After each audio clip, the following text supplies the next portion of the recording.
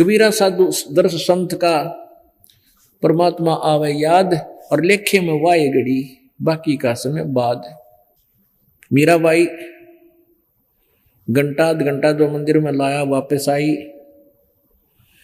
उसमें सत्संग शुरू हो गया। मीराबाई बैठगी जाके सत्संग सुनने लाएगी।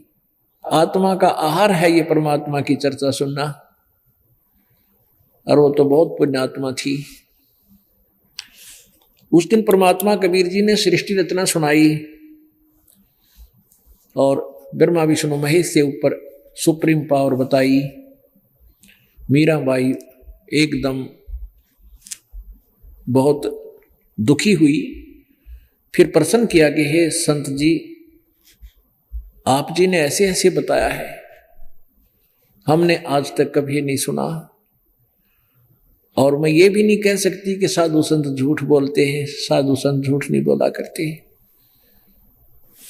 परमात्मा ने कहा कि बेटी आप किसकी पूजा करते हो? तो वह कहने लगी मीराबाई श्री कृष्ण जी मेरे इष्ट हैं और मैं उनकी पूजा करती हूँ, मेरे साथ आकर डांस करते हैं।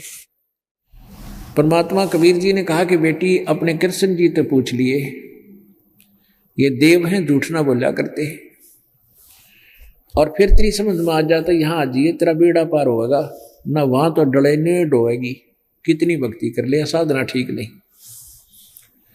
अब पुण्यात्माओं जो अच्छी आत्मा होती हैं, जिन कोई मार्ग पर जा रही हैं, रास्ते जा रहे हैं, कहीं पर उसको कोई टोक देता है कि कहाँ जाना है भाई, वो कह रहा मैं हिसार जाना है, और वो जा रहा है जींद की साइड में, तो वहां कोई उसको टोक देता है कि इधर मत जा, ये रास्ता ठीक नहीं तेरा,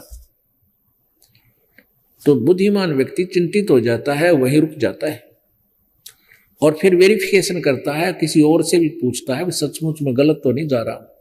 और जिसने ये भांग रूपी माया का नशा कर रखा है, उसको कोई कहता है कि तेरी साधना ठीक नहीं है, वो तो लड़ना तैयार हो जाता है, क्योंकि उसका तो नशा हो रहा है भांग का। और जिनका नशा उतर गया भांग का, जो अच्छी आत्माएं हैं, वो तुरंत सोच लेती है भाई इसने संत ने ऐसा क्यों कहा, भक्त ने, कि आपकी साधना ठीक हो ना, तो उसका पूरा निर्णय लेना चाहिए, लड़ाई नहीं करे, पूरा निर्णय लेगा भाई, पूरा समझना चाहिए भाई, सच बता तो मुझे किस प्रकार हमारी साधना गलत है, ये तरीका होता है। तो उसने बहुत प्यार से ऐसा पूछा, परमात्मा ने कहा, फिर भी वो वाद विवाद करती ही रही, तो फिर कहा बेटी तू अपने भगवान से पूछ लिए, और वो झूठ नहीं बोला करते, देव लोग हैं, ये देवता है।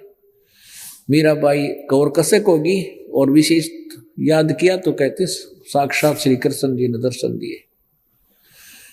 तो उसने मीराबाई ने कहा कि प्रभु मैंने ऐसे ऐसे सुना है, मेरी जुबान खुलना नहीं चाह रही, और मेरी आत्मा मान नहीं रही, लेकिन इतना जरूर मैं मानती हूं कि वो संत साधु संत झूठ नहीं बोलते हैं।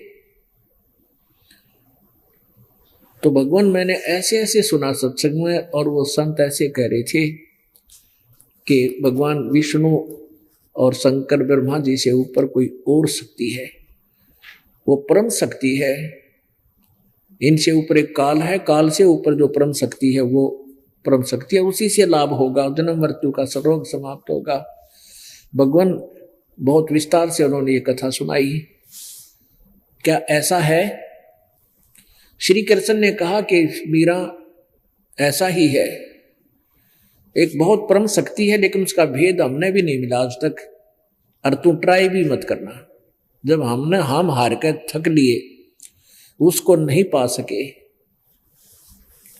तपस्या कर कर देख ली हमने, तो मीराबाई का बात शंका आएगी भाई, जब फिर तो संत कति सच्चे हैं, और वो कहते हैं हम उस शक्ति से मिला दें, और आज तक इन्होंने मुझे नहीं बताया कि ऊपर कोई शक्ति है हमारे से। अगले दिन जाकर चरणों में शीश रख दिया कि प्रभु मुझे नाम दे दो, अपनी बेटी को शिष्य बना लो। पुण्यात्मा कबीर परमात्मा जुलाहा जाति से, और रविदास संत रविदास जी चमार जाति से, और आज से 600 वर्ष पहले छुआ था चरम सीमा पे। और फिर वो ठाकुरों की लड़की, ठाकुर परिवार से। तो परमात्मा ये देखना चाहते थे कबीर जी कि इस पुण्य आत्मा में परमात्मा की चाह है या अभी भी ये मान बढ़ाई जगत संसार में लोक लाज में उलझी हुई है। तो उसने कहा कि प्यारी बेटी ऐसा कर, वो सामने भक्त बैठा है, संत बैठा है, उसे नाम ले, वो उपदेश देगा। रविदास जी थे और रविदास जी के पास जब वो गई, चरण छू लिए और कहा महाराज मुझे नाम दे दो। रविदास जी कहने लगा बहन पैर पीछे, हाथ पीछे कर ले, मैं चमार जाति से हूं और तू ठाकुरों की लड़की है और सारा समाज तेरा उपहास करेगा कि एक चमार का नाम ले लिया, तू चमार की शिष्या होगी। बहन बेटी तेरे साथ बहुत दुर्व्यवहार करेंगे लोग। तो मीराबाई कहने लगी भगवान आप मेरे पिता, मैं आपकी बेटी, और बाढ़ में जाओ ये लोक लाज, मुझे तो आत्म कल्याण करवाना है, मुझे नाम बख्श दो। तो परमात्मा कबीर जी और रविदास जी की बतलाई हुई बात थी। परमात्मा कबीर जी ने कहा कि दे दे नाम इसको, रविदास दे देना। अब केवल मीराबाई को ही नाम देने के लिए कहा। परमात्मा ने सोचा इसकी पूरी फड़क काट दिया, कभी फिर बाद में समस्या ना पैदा हो जाए। नाम लेने के बाद और फिर बाद में कोई कहता तेरा गुरुजी ऐसा है, तुम्हारे गुरुजी ऐसे है, तुम्हारे मन में दोष आ जाता है, नाम खंड हो जाएगा। नाम लेने से पहले 100 बार ज्ञान और पूरी व्यवस्था की जो है ना जानकारी लेनी चाहिए। नाम लेने के बाद फिर संसार एक तरफ और आप एक तरफ, फिर डगमग नहीं होना चाहिए, मन में दोष नहीं आवा अपने गुरुजी के प्रति।